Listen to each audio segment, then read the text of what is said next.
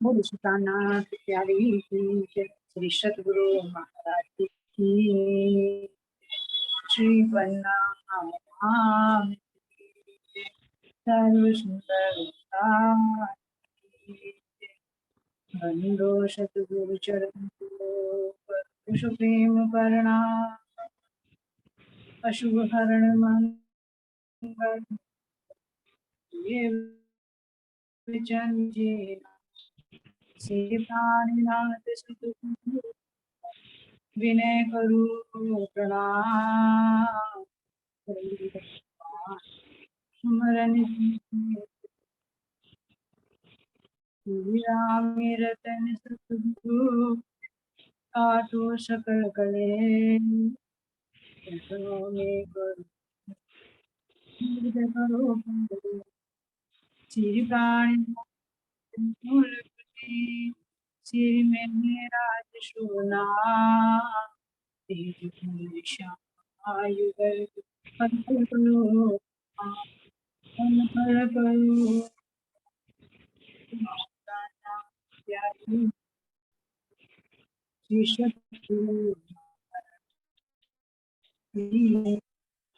सभी सुंदर सा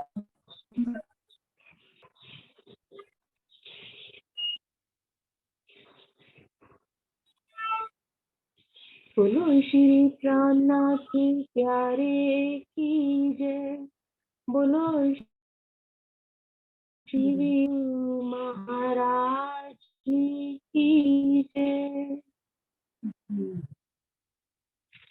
सुनो साथ की किरदारो, सुनो साथ की किरदारो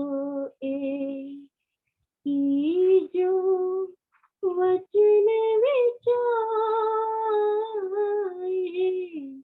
की जो वचन विचार देखो बाहिर माहे अंतर, देखो बाहिर माहे अंतर, ले जो पार को सार जो सार, सुनो साथ की किरदारो, सुनो साथ की किरदारो।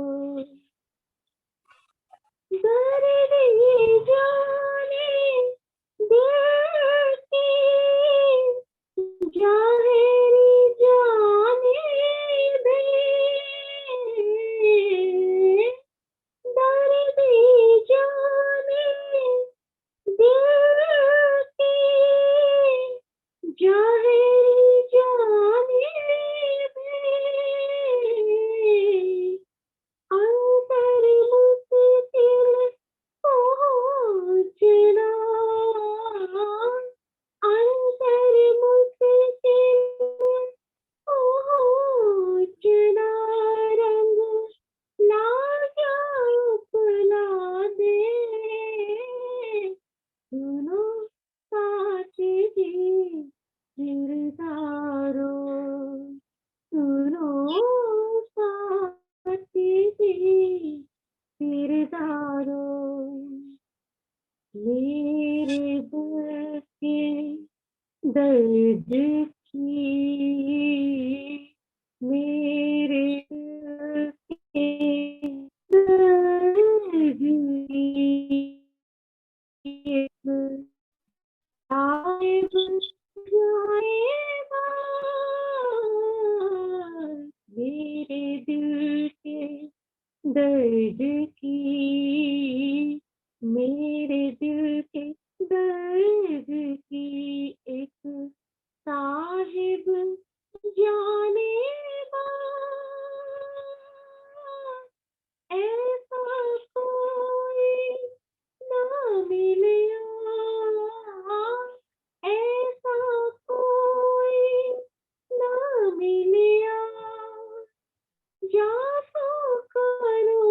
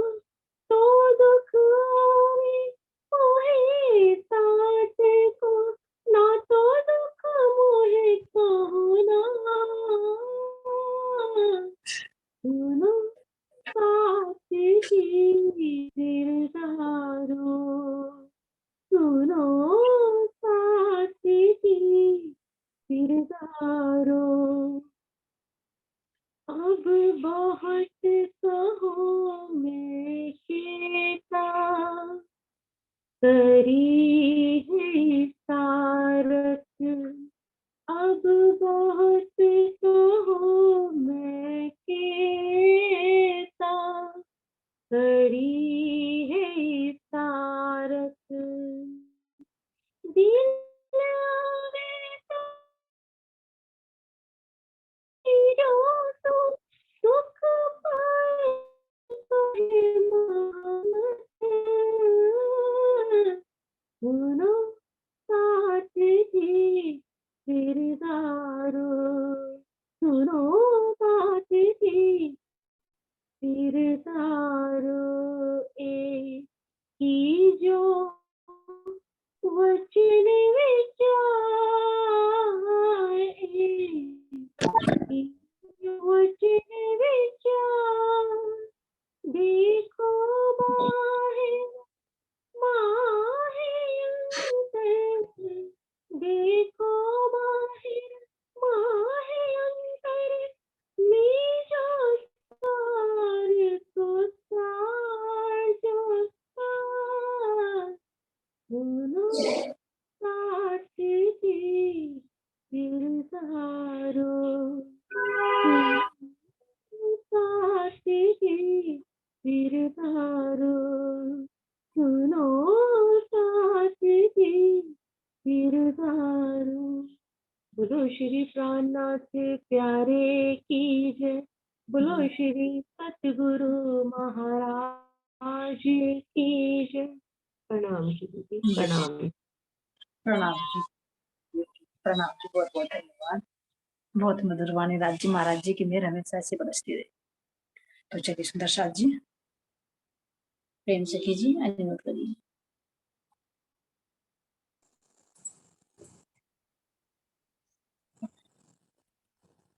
अब हम चलते हैं 71 चौपाई पर। मोहल मंदिर को नहीं पार, धाम लीला की बड़ो विस्तार, इन लीला की काहू ना खबर, आज लगे बिना इसे घर, आज लगे बिना इसे। बोलिए श्री प्राणनाथ प्यारे की जय, श्री सतगुरु महाराज जी की। तो सुंदर जी सतगुरु महाराज जी बता रही हैं कि किस तरह से हमारे धनी देवकी जी महाराज जी ने, जिनके अंदर सुंदरबाई की आत्मा और राधश्याम का आदेश, तो उन्होंने कितनी कसमी कसमी और कसमी से परमात्मा को प्राप्त, और फिर किस तरह से वे सुंदर सा सुनाते। तो चर्चा सुनाते सुनाते कभी कभी आड़ी का लीला भी करते और परमधाम की वास्तविकता का भी, तो सामर्थ्य के अनुसार तो ग्रहण करते। जो कुछ आदि का लीला पर विश्वास करा और किसी ने बाद में विश्वास करा। तो यहाँ पर कह रहे हैं कि जब सतगुरु महाराज जी के अंदर खुद राज्य महाराज जी विराजमान हो गए, तो किस तरह से उन्होंने ब्रह्मधाम का वर्णन, तो ब्रह्मधाम का वर्णन करते हुए कह रहे हैं कि मोह मंदिर को नहीं, ब्रह्मधाम के अंदर जो महल और मंदिर है बात नहीं। क्यों नहीं है? क्योंकि वो अक्षर, और मोहल मंदिर कैसे है? जैसे अनंत ब्रह्मधाम है तो अनंत वो मतलब मोहल मंदिर क्या है? तो जो परमात्मा के अंदर जितने भी गुण है, जितना भी वो नूर है, जितना भी वो प्रकाश है, वो चाहे जैसा भी, तो वो ही परमात्मा की वो ही जो चेतन रूप में, वो ही मोहलों के रूप में और वो ही मंदिर के रूप में। तो उनकी दीवारें भी नूर, उन पर जो चित्रकारी है वो भी चेतन। क्यों? क्योंकि हर चीज वहां की सत्य है, चिर है और आत्मा। तो कह रहे हैं कि परम धाम के मूल एवं मंदिरों की गिनती एवं शोभा का पार नहीं पाए, लेकिन फिर भी उसका कुछ पार पाने के, उसको कुछ असीम को, उस को हृदय में अखंड करने के लिए शब्दों का सहारा ले लेकर, गिनतियों का सहारा लेकर यहाँ पर वर्णन। लेकिन गिनती में क्या कह रहे हैं कि वर्णन करा रस का दे मसला, और गिनती सो भी अरस की, ये बातें नहीं सकती। तो ये गिनती अरस की यानी इस पे भी गिनती का भी बात नहीं भेद है जो महाराज जी ने वर्णन अब वो तो परम धाम तो हमारा है 80 में, फिर 25 की संख्या में थी, जी क्योंकि जिस तरह से यहाँ के अंदर 25 अंग होते हैं, 25 तत्व होते हैं, इसका जो मूल वास्तविकता है तो वो परम, तो उस असीम परम धाम को भी शब्दों में यहाँ पर 25 में, क्योंकि 25 पक्ष जो है वे धाम देने की 25 पक्ष 25 अंग है, जी जी वो नहीं, तो इसलिए कह रहे हैं कि वो शब्दातीत भी है, और फिर शब्दों में यहाँ वर्णन करके क्यों कर रहा हूँ, ताकि मेरी रूह के हृदय में कुछ परमधाम की वासना, अगर जी अनंत अनंत अनादि अनादि कहूँ तो फिर कैसे सुमानी, जी ये कह रहे कि उनका कोई पारावार नहीं पाया जा सकता। निज घर के अखंड लीला का विस्तार बहुत है। अब हम इसको ये समझे कि हमने 25 पक्ष पढ़ लिए, हमने उनकी लीलाओं को देख लिया, हमने राजीव श्यामल के श्रृंगार शोभा को देख लिया, अपने शोभा श्रृंगार को देख लिया, और बस बातुन का बातुन भी भेद छिपा हुआ है। परम धाम कभी संपूर्ण नहीं होता। जिस तरह से यहाँ पर अगर हम स्थार्थम वाणी को कहें कि ये पूर्ण हो जाती है तो जीवन पूरा हो जाएगा, लेकिन ये वाणी नहीं कितना अथाह। तो ये तो एक बूंद की शुमार बता रहे हैं, और महाराज जी कह रहे हैं कि ऐसे तो हक दिल में कई सागर, नहीं उनका जो प्रकाश 25 पक्षों के रूप में विस्तृत है, तो उसका शब्दों में वर्णन कैसे किया जाए। तो इसलिए कह रहे कि निज घर की अखंड लीला, और फिर उनकी उन 25 पक्षों में करने की जाने वाली लीला, वो भी क्या कह रही है, उसका विस्तार भी बहुत है। क्यों? क्योंकि यहाँ की लीलाओं को देखो, कितनी लीलाएं, मिटने वाले संसार, खाना है, पीना है, सोना है, अपना काम धंधा करना, कितने काम, जी और वो तो हमारा, तो वहां पर कितनी लीला है। यहाँ एक आजीविका के लिए कार्य करना पड़ता है, लेकिन परम धाम के अंदर सब इच्छा से होता है, लेकिन क्या करें हैं कि आनंद के लिए वहां पर किया, उस लीला का कोई पारावार नहीं। यहाँ तो फिर भी लीलाओं के लिए एक मर्यादा है। क्यों क्यों मर्यादा है? क्योंकि यहाँ का तन नश्वर है, जी कोई ऐसी लीला नहीं कर सकते जिसका भय हो, जिसमें चोट लगने का डर हो।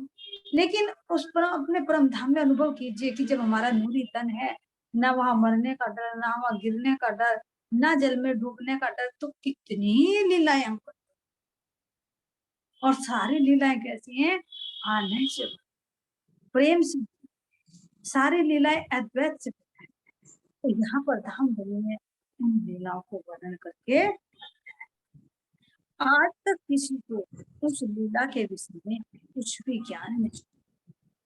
ये देखिए, जब परमात्मा का, परम धाम का नहीं पता था, तो परमात्मा की लीलाओं का कैसे पता। जी मान लीजिए यहाँ पर भी अगर हम किसी व्यक्ति से परिचित नहीं है, उसके घर से परिचित नहीं है, तो उसकी लीलाओं को कैसे जाने। जी ना तो यहाँ अब से पहले सौपन की बुद्धि होने के कारण किशोर को भी ना तो परम धाम की शुद्धि, ना परमात्मा की शुद्धि थी, और ना ही उनकी होने वाली उन आनंदमय प्रेममय लीलाओं की शुद्धि। यहाँ तक कि खुद अक्षर ब्रह्म को भी जागृत अवस्था में नहीं पता। जब महाराज जी कह रहे हैं वाणी में कि अक्षरातीत के मोहल में प्रेम इश्क बरतत, और सो शुद्ध अक्षर को नहीं किन्वित के लिए, वो कैसी आनंदमय लीलाएं हैं, अक्षर ब्रह्म को जागृति में भी नहीं पता, तो फिर यहाँ नारायण को कैसे पता चलता जो स्वपन का स्वरूप, फिर यहाँ त्रिदेवों को कैसे पता चलता कि उस परमात्मा की लीलाएं हैं, और फिर जब त्रिदेवों को नहीं पता जो इस संसार के अधिपति हैं, तो फिर जीवन क्या। इसलिए कह रहे कि अब से पहले स्वपन की बुद्धि होने के कारण परमात्मा की लीलाओं का किसी को आज तक पता ही नहीं। तो ये अखंड लीलाएं किसने, स्वयं राज्य महाराज जी ने प्रकट होकर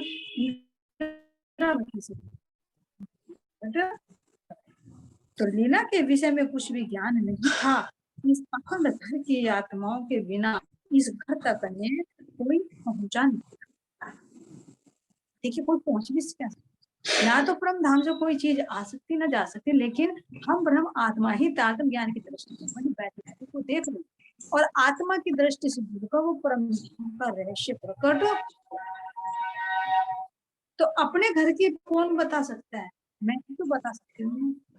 तो हाँ इसलिए जी। परम धाम में कोई पहुंचा नहीं था, तो कौन बताता परम। लेकिन उस घर के रहने वाली ब्रह्म आत्माएं भी जब यहाँ फरोशी में आ गई, तो स्वयं धाम धनी ने उनके हृदय में बैठकर ये सब बातें बतलाई हैं और शोभा किसको दी है, आत्मा को। आत्मा। जैसे कवि ने लाया है कि धनी देवचंद जी महाराज जी के धाम हृदय में बैठकर कैसे उनको शोभा करने वाले स्वयं क्या कहा उन्होंने, तुम्हारे अंदर आकार में आएगी बैठी है। हम सच्चा भी हमें सुनाएंगे, आड़ी का लीला से हम बुलाएंगे आत्माओं को, बुलाएंगे भी हम, उसको जगाएंगे भी हम।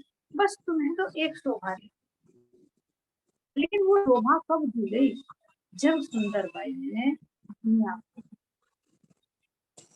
जब उस जीव ने भी परमात्मा के लिए अपना सर्वस्व समर्पित कर दिया, तो तभी तो अंतर में ही प्रेम परमात्मा बैठे।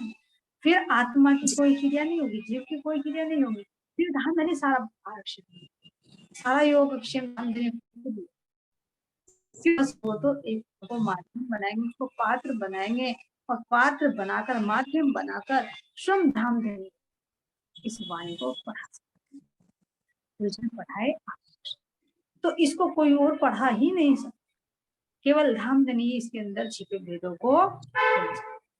इसीलिए कह रहे हैं कि इस घर तक कोई पहुंचा ही नहीं। ब्रह्म सृष्टि न जाने कोई है, ये सृष्टि ब्रह्म से न्यारी ना होए। सो निध ब्रह्म सृष्टि लाइत, ना तो ये लीला में, ना तो ये लीला दुनि में। अब इसमें क्या कह रहे हैं कि ब्रह्म सृष्टि बिना इसको कोई नहीं जान सकता, और अगर यहाँ पर ब्रह्म सृष्टि के बिना कोई जान सकता है तो फिर वो योग्य पात्र भी नहीं, क्योंकि प्रेम की बात नहीं है, इश्क की बात नहीं है, तो केवल आत्मा ही जान सकती। ये तो इस जीव पर भी मेहर हुई है कि आत्मा का संग करने से इसको उसकी पहचान, ये ब्रह्म आत्माओं की महिमा, उनका प्रताप। तो इसलिए कह रहे ब्रह्म आत्माओं के बिना इस रहस्यमय लीला को कोई नहीं जानता। अब कब जाना, जब धाम धनी प्रदान किया। तो ये देखिए ये समय कितना कीमती है, जीव को कितना सुनहरा मौका मिला है कि कहाँ गुण से भी कोई ये नहीं है कि सब कहते हैं कि भाई अपने गुरु की सब बड़ाई करते हैं, है ना, और बस बताते रहते सब भाई ये करते नहीं, ये सत्यता है। नहीं विश्वास है तो वेदों में शास्त्रों में इनकी साक्ष्यां देखो, खुद कृष्ण जी के साथ में इतने बड़े बड़े ज्ञानी आए हैं और उनके शरण में शरणागति हो गई, कुछ ना कुछ होगा तभी तो समर्पित। भट्टाचार्य थे, है ना, लालदास, चिंतामणि, जो इतने बड़े बड़े विद्वान थे जी। तो ये सब शास्त्रों के अंदर लिखा हुआ है, ये नहीं है कि अपने मुंह में, हाँ अपने गुरु को सब श्रेष्ठ बताते, क्यों, क्योंकि उसकी दृष्टि में है, लेकिन सर्वश्रेष्ठ तो वह है जो सबकी सत्यता दे, सबकी साक्षी। तो ये वेद शास्त्रों के अंदर भी जो संकेत हैं, तो यही तो निष्कलंक बुद्ध अवतार के संकेत हैं। तो ये संपूर्ण भविष्यवाणी की, तो ये ऐसे नहीं कि खोखला दावा किया जा रहा है, ये अपने सदगुरु के प्रति सम्मान दिखाने के लिए या दूसरों की नजर में ऊंचा बनने के लिए दिया, ये सत्यता है, क्योंकि ये रहस्य शास्त्र में लिखे हुए थे, लेकिन अब तक कोई खोल नहीं पाया। क्यों नहीं खोल पाया, क्योंकि ये स्वयं धाम धनी ने आकर ही है कि खुदा खुद अपनी गवाही देता है। तो ब्रह्म आत्माओं के बिना घर के रहस्यमय लीला को कोई नहीं जानता। तो ब्रह्म आत्माओं ने भी कब जाना, जब धाम धनी ने पहचान कराई है, तब ब्रह्म आत्मा को पहचान, फिर ब्रह्म आत्माओं के माध्यम से अक्षर ब्रह्म को पहचान हुई, और फिर नारायण को पहचान हुई, त्रिदेव को पहचान हो रही है, और फिर इस जीव को पहचान हो रही है तो जो भी फिर इन निष्कलंक अवतार की शरण में आएंगे उनको तो अखंड मुक्ति मिलनी ही है। यही त्रिगुण को पाल। तो इसीलिए कह रहे हैं कि इस रहस्यमय लीला को कोई नहीं जानता, तो ज्ञान को भी नहीं जानता, तो प्रेम की बात। तो इसीलिए तो कह रहे हैं कि वो प्रेम, निश्चल प्रेम आज तक दुनिया में नहीं। सुख व्यास कहे भागवत में, प्रेम न त्रिगुण पास, प्रेम बसे ब्रह्म सृष्टि में, जो खेले स्वरूप ब्रज और तो था ही नहीं दुनिया में। तो ये प्रेम लक्षणा भक्ति भी कहाँ से, द्वापर से कृष्ण जी और गोपियों से चली, हम ब्रह्मात्माओं से चली, और यहाँ आकर उन सबका जागने के ब्रह्मांड में सबको उजागर। तो हम ही ब्रज में थे, हम ही रास में थे, हम ही इस जागने के ब्रह्मांड को कहाँ बैठे बैठे देख रहे हैं, अपने जी महाराज जी हमारी आत्म ज्ञान के माध्यम से सब कुछ अपने चरणों में बैठा ये, और न ही वे कभी अपने ब्रह्म से अलग हो सकते।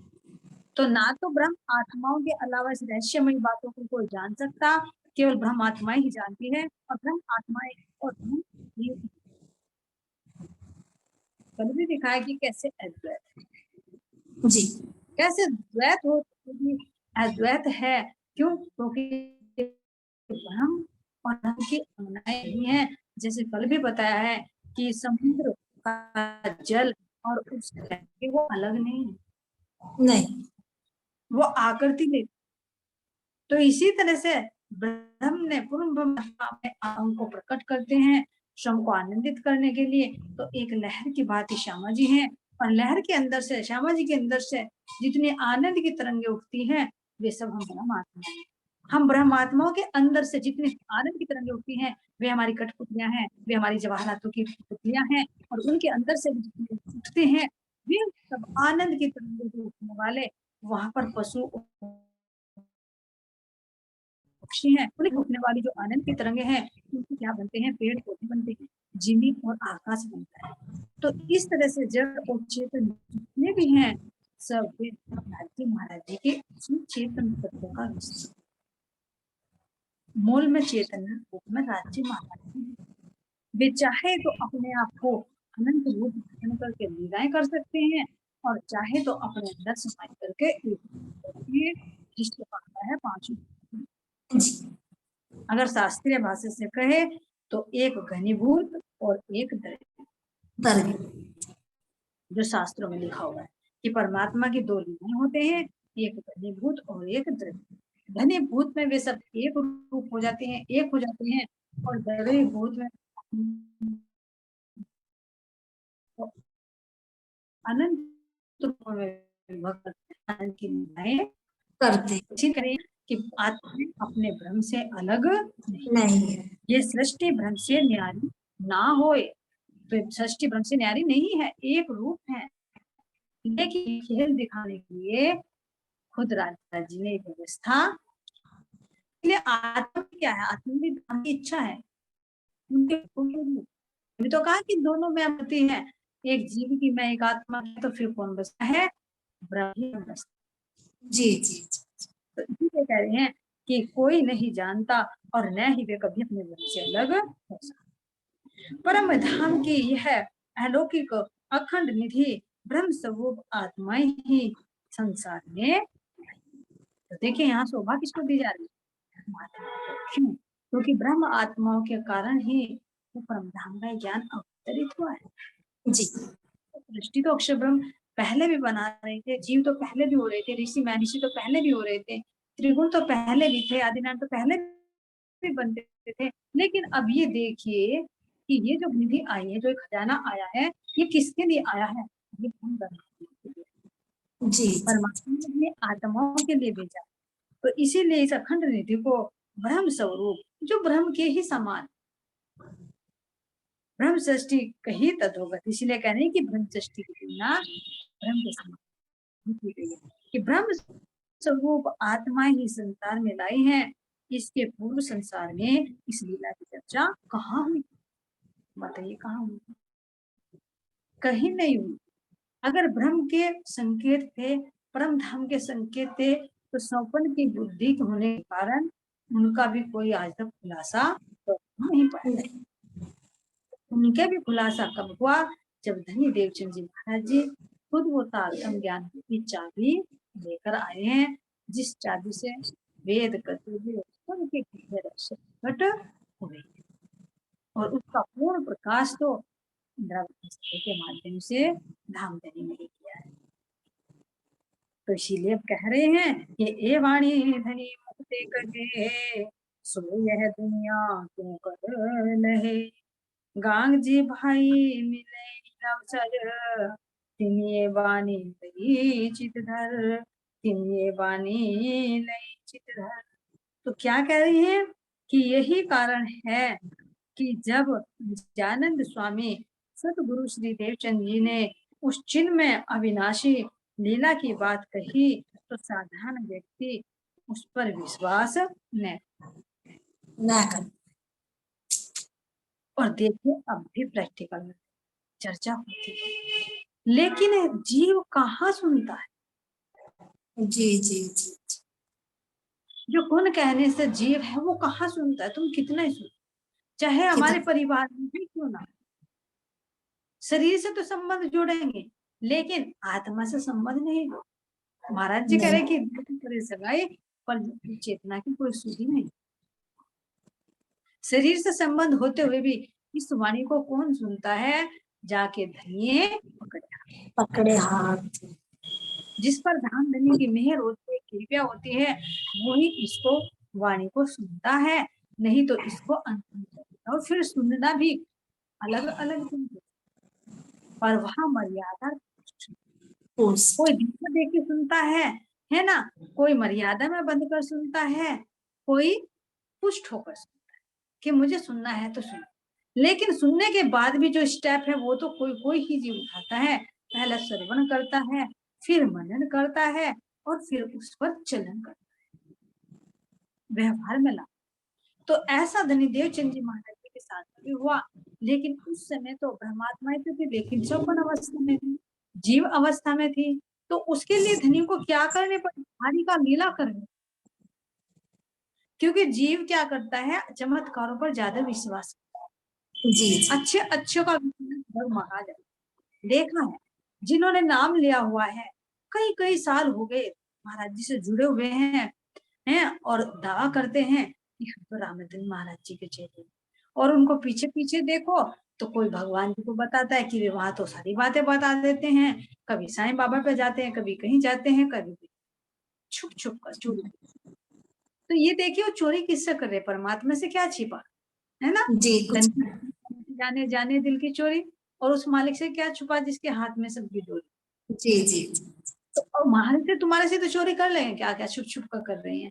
लेकिन जब न्याय होगा तो हंसी होगी ना, सारी बातें हो यहाँ पर सीसीटीवी कैमरे में रिकॉर्ड हो जाती है ना, और उसको सब कोई देख सकता है। इसी तरह दामदनी है कि ये सारी बातें खुलेंगी जो तुम कर रहे हो, कह क्या रहे हो और कर क्या रहे हो। तो चमत्कारों पर तो अच्छे अच्छे फिसल जाते हैं।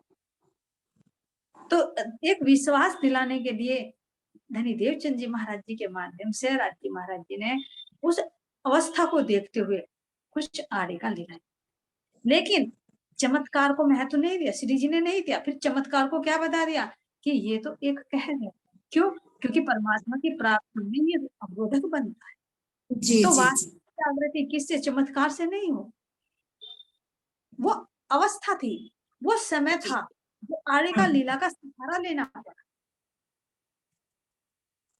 लेकिन श्री जी कह रहे हैं कि चमत्कारों से जागनी नहीं होगी, वास्तविक जागनी किससे होगी, तारतम ज्ञान के प्रकाश। तो यही तो कारण बना कि धनी देवचंद जी महाराज जी ने जब सुनाया, जगाए सुंदर साथ को 313 सुंदर साथ जगाए, लेकिन फिर वे सो गए, केवल एक इंद्रावती जाग।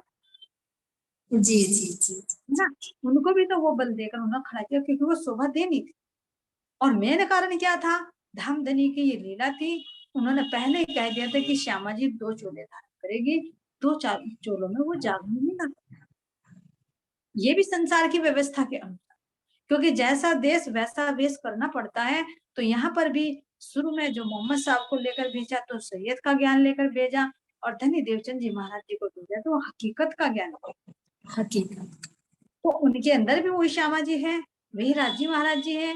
और फिर उस चोले को छोड़कर जो श्री महाराज जी के तन में जो विराजमान हुए, तो उनकी आत्मा के अंदर भी वही श्यामा महारानी है और वही राजी महाराज जी का आत्मा, क्योंकि स्टेप बाय स्टेप यहाँ से उठना पड़ता है। इसीलिए तो सर्वप्रथम कोई जुड़ता है तो उसको शरीर में बांधा जाता है, उसको कर्म कांड दिया जाता है कि भाई तुझे ये करना। क्या उसको तुम एकदम अंदर की बातें बता दो? नहीं जी तो पहले जीव की अवस्था के होगी तो जीव के अकॉर्डिंग उसको बांधा जाएगा, फिर धीरे धीरे जागृति ज्ञान आएगा, आत्मा की स्थिति पर आएगा, आत्मा का ज्ञान उसको दिया जाएगा, फिर आत्मा के अंदर जागृति ज्ञान से मार्फत की स्थिति में पहुंचेगा, तब उस लेवल का जाए। अगर दे भी दिया जाए तो वो पात्र नहीं है, वो ले नहीं पाए। कैसे नहीं ले पाएगा? प्रैक्टिकल में देखे, मान लीजिए किसी नए नए बच्चे का एडमिशन हुआ, वो प्ले में है या फर्स्ट में है, और तुम्हें उस डिग्री का ज्ञान देने लगो तो वो क्या करेगा? सुनता तो रहेगा, लेकिन क्या वो आत्मसात कर पाएगा? क्या उसके हृदय में वो ठहर पाएगा? ना नहीं ठहर। तो उसे उसी के लेवल से लेकर चलना। तो इसी तरह से सर्वप्रथम जब धनी देवचंद जी महाराज जी ने लीला की तो उसमें चमत्कारिक लीला की, ताकि जीवों को विश्वास होने लगे और उनके ऊपर जो आत्माएं बैठी हैं वो अपने परमधाम का रस लेना शुरू कर। तो परमधाम की इस अलौकिक, अच्छा यही कारण है कि निजानंद स्वामी सतगुरु श्री देवचंद जी ने उस चिन्ह में अविनाशी लीला की बात कही तो साधारण व्यक्ति उस पर विश्वास न कर पाए। ऐसे में श्री गांधी भाई उन्हें मिले, उन्होंने सर्वप्रथम इस वाणी को हृदयंगम किया। तब देखिए गांधी भाई कितने भाग्यशाली, सर्वप्रथम उन्होंने रस पान, है ना। जब भागवत कथा सुनने देवचंद महाराज जी भी जाते, गांधी भाई भी जाते और गांधी भाई को पात्र बनाए, ये भी देखो धामधनी ने शोभा दी, जी जी है ना। जी वे अंदर में ये आया देवचंद जी महाराज जी के कि ये मां बातें किससे बता, जो मेरे धामधनी ने मुझे प्रकट होकर बातें बताई हैं, पूरा ऊपर से नीचे तक पूर्ण पहचान दी है, तो मैं बातें किसको बताऊं? क्योंकि वो आवेश जो अंदर बैठा वो रोका नहीं, रुका, क्या कि वो जी झलक आ ही जाता है। तो उसके लिए कोई पात्र तो चाहिए, तो वो पात्र जी ने तो गांधी भाई ने सर्वप्रथम वो बातें सुनी, है ना, और ये सर्वप्रथम ये शोभा गांधी भाई। तो वे कहते हैं कि कथा तो हम भी सुनते हैं, लेकिन हमारे अंदर ये कहाँ से ऐसे निकल निकल कर आते हैं, है ना। तो ये सही पूछे तो वो अंदर में बैठे हुए धामधनी ही बता रहे। तो जब साधारण लोग उस पर विश्वास नहीं कर पाए तो सर्वप्रथम गांधी भाई जो अंदर हमारे परमधाम की आत्मा थी, तो उन्होंने इस वाणी को श्रवण किया, उनका धामधनी में हाथ पकड़ा कि ये रस सबसे पहले मेरी ये आत्मा। तो सुंदर बाई आत्मा के माध्यम से इन्होंने इस रस का पान किया। उन्होंने सर्वप्रथम इस वाणी को हृदयंगम किया। तो देखिए विचार कर, केवल सुनना सुनना नहीं, हृदयंगम किया, हृदय में अखंड करके उसके अनुसार चलनी बना। तो जी जब जी वाणी को उन्होंने सुना तो उन्हें धामधनी की पहचान हो गई और फिर उसको वे व्यवहार में लाए। कैसे अपने घर पर धनी देवचंद जी महाराज जी को ले गए, है ना, किस तरह से साक्षात धाम धनी पहचान कर उनकी सेवा की, अपना घर तक उनको दे दिए। अब उनकी बीवी रूठ गई, पत्नी रूठ गई, है ना, वो उसमें भी मायके भेज दिया, जाओ। जी जी जी तो क्या गांधी भाई ने नहीं समर्पण किया? खुद धनी जी देवचंद जी के दो ने, एक बिहारी जी और एक उनकी पुत्री थी जमुना, तो दोनों का पालन पोषण कितना है। तो लौकिक सेवा भी की और पारलौकिक सेवा भी की, और ये सबसे बड़ी प्राप्त की कि सर्वप्रथम श्री श्यामा जी के मुखारविंद से इस वाणी का रसपान उन्होंने। तो बताइए किसी चीज में कुछ कमी रखी उन्होंने? घर तक दे दी। फिर जो बाग है जहाँ पर हमारा खींचा मंदिर है, वो भी उन्हीं का खेत था, वो भी दे दिया कि वहां पर बने, जी जगह जी जगह। तो कितना बड़ा समर्पण किया, दिन रात कैसे सुंदर साथ के भोजन की व्यवस्था करते, किस तरह से सेवा करते। पत्नी खिन हो गई लेकिन फिर भी उनकी परवाह नहीं। तो ये भी तो कह सकते थे कि भाई मेरा पति धर्म सबसे पहला है, मैं अपनी पत्नी को क्यों रूठने दूं? नहीं, जी जी क्योंकि नहीं आत्मा के कल्याण का मार्ग है, सर्वप्रथम यही मार्ग हमारे लिए सर्वोपरि है और किसी को हमें महत्व देना चाहिए। तो ये ही चलनी श्री गांधी भाई ने चलकर दिखाई और अपने सत्य रूप को पहचान कर उन पर अपना सर्वस्व न्यौछावर कर दिया। रहे हैं, ये बानी धनी मुख ते कहे, सो यह दुनिया क्यों कर लहे। गांग जी भाई मने नवसर, इन्हीं बानी लगी चितधर, इन्हीं बानी लगी चितधर। बोले श्री प्राणनाथ बिहारी की, की जय। महाराज जी की जय। जय। नाम की सर्व सुंदर साथ की। प्रणाम जी। से राम जी।